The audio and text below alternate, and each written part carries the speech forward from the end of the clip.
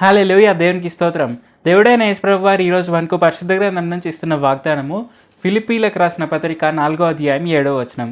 అప్పుడు సమస్త జ్ఞానమునకు మించిన దేవుని సమాధానము యేసుక్రీస్తు వలన మీ హృదయములకును మీ తలంపులకును కావలి ఉండును. మనం ఈ వచనం చూసుకుంటే ఇక్కడ మనకు దేవుడైన యేసుప్రభు వారు ఏమని చెప్తున్నారు అంటే, ఆయన మనకు ఎప్పుడు కూడా మన తలంపులు అనేవి ఆయన ఎప్పుడు కావలిగా ఉంటాను అని ఇక్కడ చెప్తున్నారు. అంటే మన తలంపులు అనేవి ఎప్పుడు ఆయన ఆధీనంలో ఉంటాయి. మనం ఎప్పుడు కూడా మనము ఏదైనా ఒక ఆలోచనలో పడిపోయి ఇంకా ఆలోచనలోనే అలాగే ఉండిపోతాము అనే విధంగా ఏమీ లేదు. దేవుడైన యేసుప్రభు వారు మన తలంపులను ఆయన గాడ్ చేస్తున్నారు అని చెప్పారు. ఆయన మన తలంపులకు కావలిగా ఉంటున్నారు. ఆయన మనకు ఆయన జ్ఞానాన్ని ఇస్తున్నారు. సో మనం ఏదైనా డెసిషన్ తీసుకుంటున్నప్పుడు మనము ఎక్కువ ఆలోచించాల్సిన అవసరం ఏమీ లేదు. దేవుడైన యేసుప్రభు వారి వైపు చూస్తూ మనం ముందుకు వెళ్ళాలి అంతే. అదే మనకు చాలా ఫుల్ అండ్ ఫైనల్, అదే మనకు ఎనఫ్.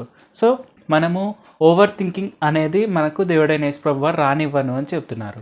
సో మనము ఎప్పుడు కూడా ఆయన యందు విశ్వాసం కలిగి ఉండి మనం ఆయన వైపు చూస్తూ మనం ఆయనకు ప్రార్థన చేసి డెసిషన్ అనేది టక్కని తీసేసుకోవచ్చు.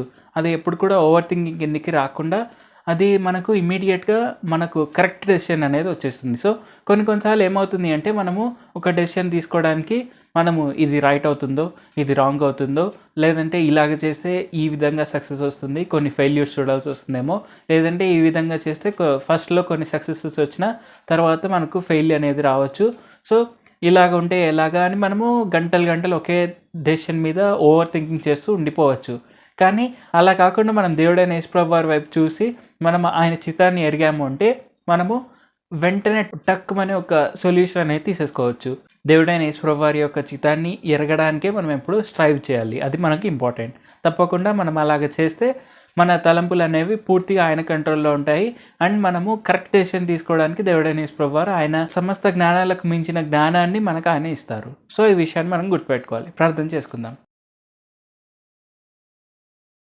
పరిశుద్ధ జీవాధిపతి జీవంగల దేవ యేసయ్య, ఈరోజు మాకు ఇచ్చిన ఈ గొప్ప వాగ్దానాన్ని బట్టి మీకే వందనాలు తండ్రి. మేము ఎప్పుడు కూడా ఓవర్ థింకింగ్లో పడిపోకుండా మేము ఏదైనా కానీ మీ చిత్తాన్ని ఎరిగి డెసిషన్ అనేది తీసుకుంటే అది వెంటనే కరెక్ట్ డెసిషనే మాకు తీసుకునేలాగా జ్ఞానాన్ని మీరు నింపుతారు అని తెలియపరిచినందుకు వందనాలు తండ్రి. ఈ విషయాన్ని మేము తప్పకుండా ఎప్పుడు గుర్తుపెట్టుకునేందుకు సాయం చేయండి.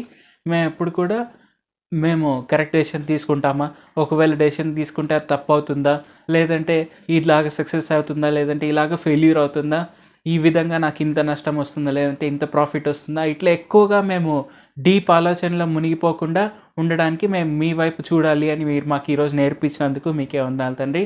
అలాగే మేము మీ వైపు చూస్తే మాకు సక్సెస్ అనేది ఇమ్మీడియట్గా వస్తుంది, అది కూడా గొప్ప లాభసాటిగానే ఉంటుంది అని తెలియపరిచినందుకు మీకే వందనాలు తండ్రి.